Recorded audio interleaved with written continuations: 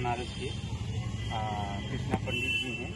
Sir, मैं आपसे जानना चाहता हूँ, ये जो बनारस का परिवेश है, बनारस का ये जो परिक्षेत्र है, इसमें पढ़े लिखे युवक क्यों नहीं आ रहे हैं और क्यों नहीं भागीदारी हो रही है इस बनारस के परिक्षेत्र में?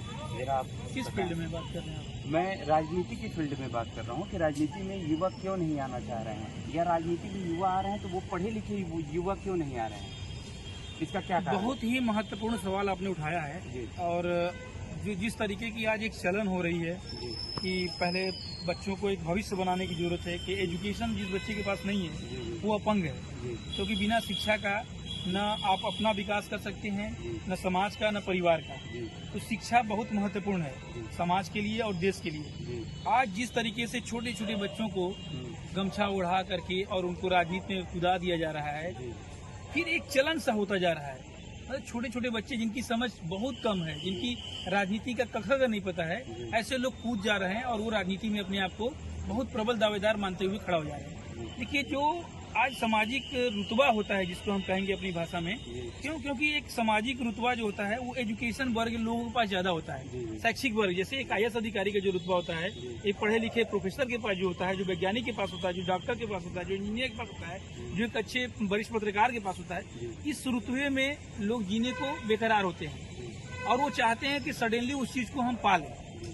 ये जंपिंग जैक की खेल नहीं है। यहाँ तक पहुँचने के लिए कहीं न कहीं आपको एक स्ट्रगल लाइफ को जीना पड़ता है, उसके बाद वो मेंटेन करना पड़ता है। अब अभी क्या स्थिति ये है कि लोग सोचते हैं कि हम ये पार्टी हिट है, इसके साथ जुड़ गए, झंडा थाम लिए तो हम हिट हो जाएंगे। आप इस चीज से अपने आप को मत देखिए कि हम हिट हो रहे हैं। आपको यहाँ देखना होगा कि हम राजनीतिक ज्ञान कितना रखते हैं, हम ऐतिहासिक ज्ञान कितना रखते हैं, हम सोशल लाइफ को कितना जीते हैं, आप कितना सोशल लाइफ जी पाते हैं। ये नहीं कि सिर्फ दिखावे के लिए फोटो छप जाए आपका अखबार में, आप कहीं चैनल पे दिख जाए, इतना सा आपका सोशल लाइफ है। इससे आपको क्या बेनिफिट मिलेगा?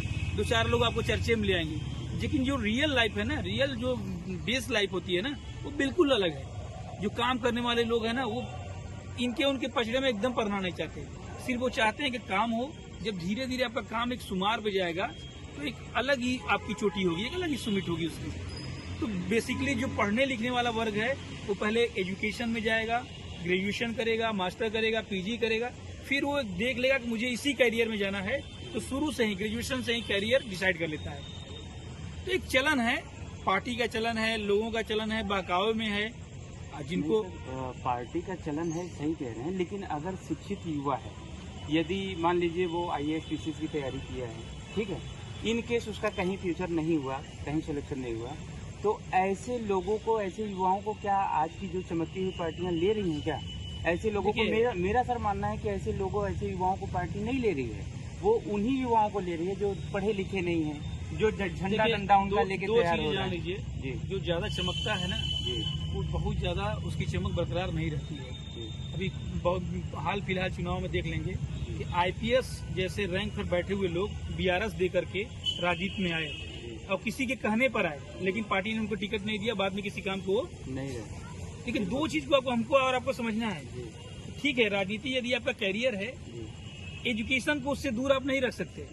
अगर एजुकेशन को लेकर के पैरेलल राजनीति करना चाहते हैं तो बेस्ट है। और उस प्रोफाइल को आप, जो पढ़ा लिखा युवा है, राजनीति को और एजुकेशन को दोनों साथ लेकर चल रहा है, उसकी प्रोफाइल आप देखेंगे तो कहीं न कहीं वो प्रोफाइल सबसे बेटर है और लोगों को पसंद आती है। चाहे उसको चर्चा के विषय में ले लीजिए, ज्ञान के विषय में ले लीजिए, या लोगों की